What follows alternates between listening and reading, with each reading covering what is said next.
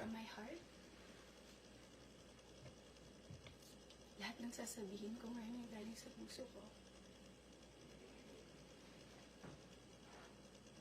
Today I will take accountability for everything. Nagkamali ako, and I want to say sorry for everything that I have done. It all started last June of 2024. I was in a very dark place. I was lonely. And I was getting attention from Anthony. The kind of attention that I needed.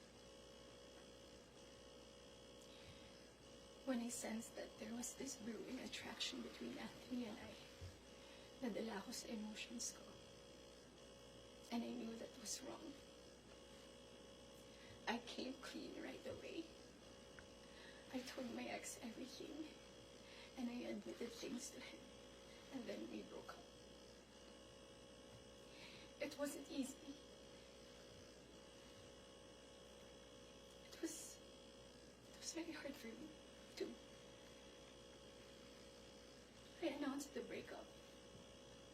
The reason why I became so emotional during the interview, because I was holding back a truth.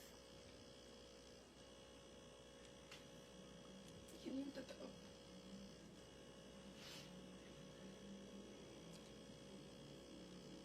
I wasn't really able to simmer down.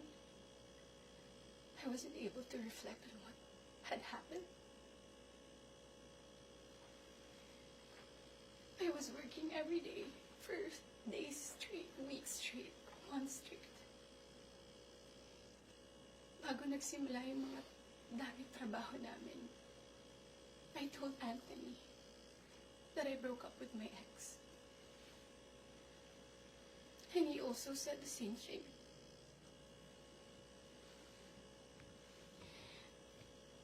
Mind you, I was in a very lonely place. I was so lonely.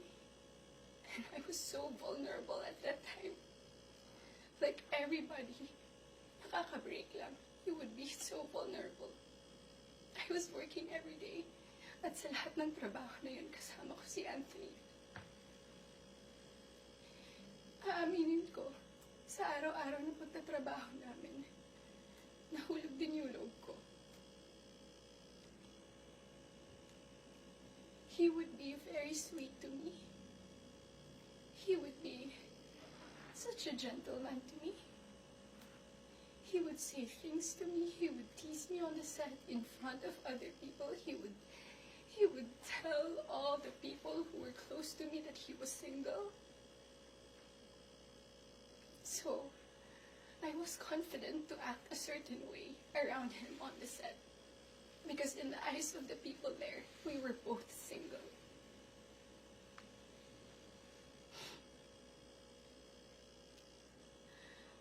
Araw-araw kami nagtatrabaho, and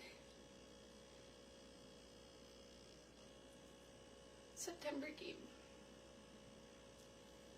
We went to Italy for our shoot sa teleserye namin na Incognito. And doon nag-start na naging deep yung pagkakilala namin sa isa't isa. I really fell. Nung pauwi na kami ng Italy, it was my birthday, and we were stuck at the airport the whole day. He would say things to me that are sweet. He would say promises. We would tell promises to each other. And then nung pauwi na ng Italy, I felt so happy that I had to post something on my IG story just to appreciate him during that day. And then pagka-uwi ko, I think that the next 2 days, I saw a post or reposts ni Jam on TikTok. Nakita ko lahat yun. And at that time, yung time frame na yun, nasa screenshots din na nangamusta ako. I said, kamusta si Jam? Nangumusta ako kay Jam, it wasn't because dahil alam ko na sila pa. Dahil alam ko na she was going through something and Anthony had to take care of her. But at that time, nagtatrabaho pa rin kami and he would still be the same way to me. I would ask him, God knows I asked him, nagkabalikan ba kayo? He said no. Do you still love her? He said no. He would say things na ako yung gusto niya and all. I really asked him so many times. And then the first wave of bashing on TikTok. Masakit yun para sa akin. I asked him, when are you gonna release a statement na wala na kayo? When? Because in the eyes of the public, you are taken. But I know that you're not. And you would be very sweet to me. When are you gonna release a statement? He would tell me he was waiting for the right moment. I didn't want to be pushy. I didn't want to aggravate things. So I waited and kept quiet. Because it wasn't my story to tell anyway. I kept quiet. October passed. We were working still every day. And then Halloween.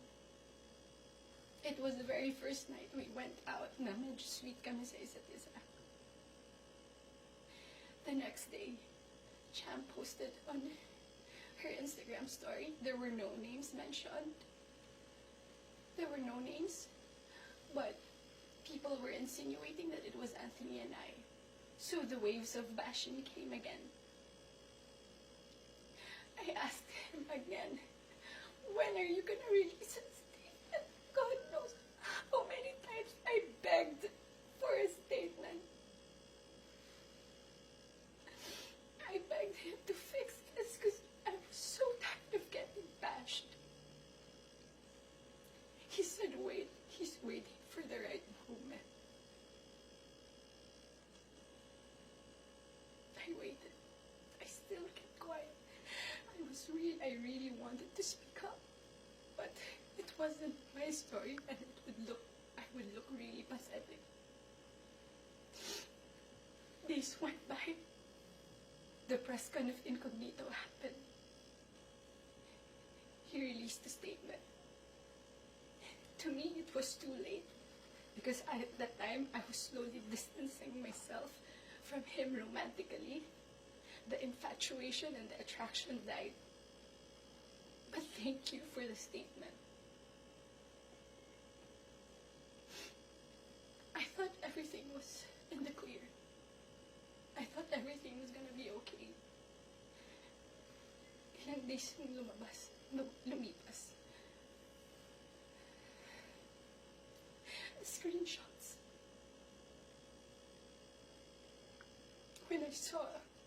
When I read it, it was 10 p.m. on a Tuesday night. When I read it, I was gutted. I was shocked. I'm truly embarrassed.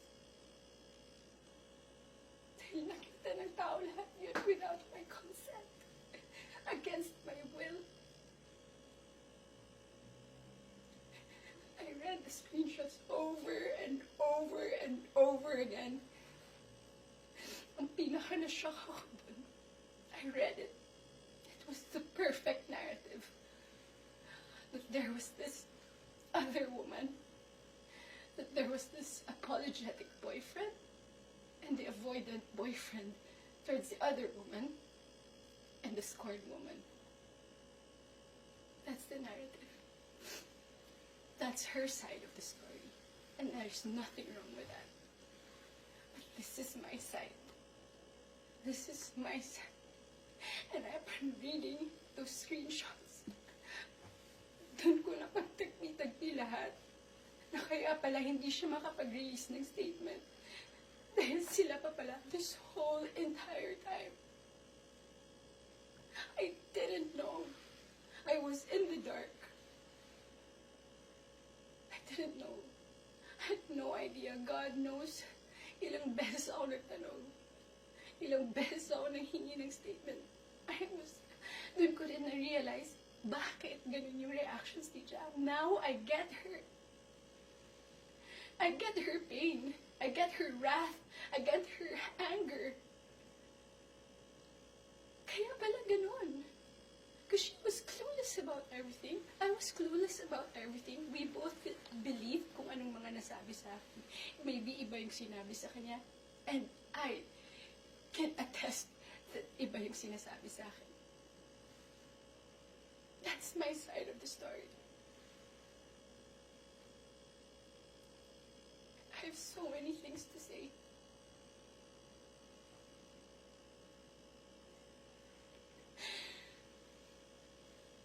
Hindi ka ako makapaniwala. Papahinga pala ako ganito sa buhay ko. So to the public, I am sorry that you got to see that very intimate side of me. Ganun talaga ako pag nagbigay ng pagmamahal. It was supposed to be private. It was supposed to be a private, intimate thing. I'm sad na nakita yun ng tao. And yes, I don't want to play the victim here. Nagkamali din talaga ako. And I want to say sorry to those people I have hurt. I reached out to Jam last November. I did not get a reply. I think that was last November. Because I wanted to know what's up. So, I'm sorry. Most especially, I'm very sorry. I'm truly sorry to those people who supported me for 10 years. Alam nila lahat na ginapang ko yung career ko. Mapunta lang sa kung saan ko gusto. Ginawa ko lahat. Pinaghirapan ko lahat sa tulong nila. Nagagawa ko yung mga gusto. I don't know where I'm gonna go. I don't know saan ako papunta. Yung dignidad ko, hindi ko na mahanap. Whenever I go out, whenever I walk, I feel like I'm a naked woman walking. Hindi ko alam anong gagawin ko. I'm so embarrassed. And I'm sorry that you get to see that.